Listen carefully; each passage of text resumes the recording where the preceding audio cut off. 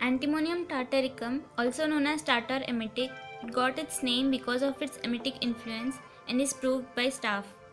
Antimonium tartaricum state is expressed in the face. It has weakness and lack of reaction. The expression is that of suffering, as in catarrhal patients, broken down constitutions, in feeble children, and in old people. Antimonium tartaricum is known for its influence on respiratory complaints. It also acts on salivary glands, mucous membranes, brain, nerves, and skin. Many symptoms are like antimonium crudum, like aggravation from cold bathing, coated tongue, etc.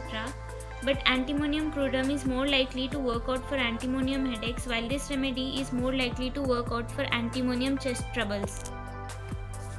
The patients are of hydrogenate constitution and scrofulous diathesis with sora and psychosis in the background. There is great rattling of mucus with inability to expectorate. This is the guiding symptom calling for this remedy, with drowsiness, debility, and cold sweat. This remedy has the nausea, vomiting, coughing, gagging, and retching, but in the stage of great relaxation, coldness, and prostration. In fact, there is irresistible desire to sleep with nearly all complaints like opium, ethusa, and gelsemium. Great despondency and fear of being alone is present. Ailments from damp basements and cellar. Face is cold, blue, and pale with cold sweat like tabacum. This remedy is known for its effects on relieving that rattle and is the red strand of this remedy. And it is an excellent remedy for asphyxia neonatorum. It is most useful where there is much rattling in the chest and cyanosis. Child at birth is pale, breathless, gasping, although the cord still pulsates, relieves the red rattle like tarantula, and also in asphyxia from mucus in bronchi, from impending paralysis of lungs, from foreign bodies in larynx or trachea with drowsiness and coma.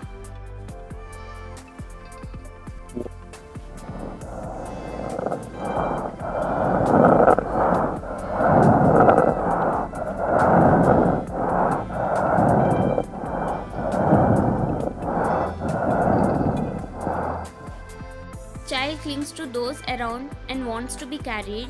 There is extraordinary craving for apples and longing for fruits, acids, cold things generally, and aversion to milk. Tongue coated with red edges and is dry in the middle. In addition, there is nausea, retching, and vomiting, and is relieved when the person is lying on right side. In most cases, this remedy is thirstless or may drink little often. Icterus, usually associated with pneumonia of right lung. For bad effects of vaccination when thuja fails and silesia is not indicated, in pustula eruptions like smallpox and warts.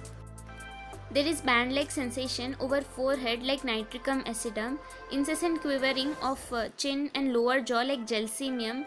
Edema and impending paralysis of lungs may occur in cases of grippe. Sensation of a heavy weight on coccyx dragging downward all the time, and hypnic jerks on falling asleep. Affections in old gouty patients, old drunkards, and in old broken down constitutions. Dropsy is one of the natural conditions of all forms of antimonium. Ailments from cold bathing like antimonium crudum.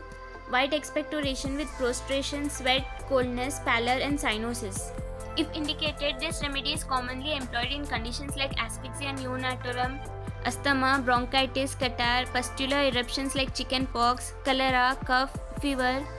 In impetigo, lung affections, pneumonia, rheumatism, vomiting, whooping cough, emphysema in aged, affections in old drunkards and in old gouty patients, hematuria, cystitis, urethritis, in bad effects of vaccinations, warts, in edema and impending paralysis of lungs due to which the individual is unable to expectorate, pains in sacrolumbar region, ulcers in nose and larynx, dropsy, and also in fever sores.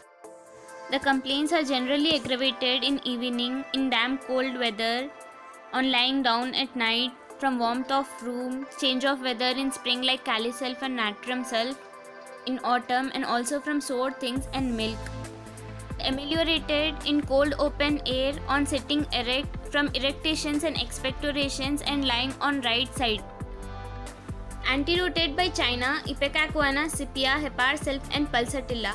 Similar to aconite in croup, arsenic in asthma, Lycopodium camphor, iodum, and hepar in pneumonia, Veratrum album in nausea, vomiting, and cold sweat, follows well after Ipecacuanha, arsenic, Pulsatilla, Scipia, and sulfur. Antimonium tartaricum follows Baryta carp. Altogether, unlike aconite, belladonna, ipecacuanha and bryonia, for they come down with violence, the very opposite is present in antimonium tartaricum. The acute stage is never violent in antimonium tartaricum, but they keep having these passive rattling colds. The weakness at once speaks for this remedy. If the case do not come down with weakness and prostration but keep on rattling, it call for Calisulf. Ipecacuanha has some of this coarse rattling, but it is attended with great expulsive power of the lungs.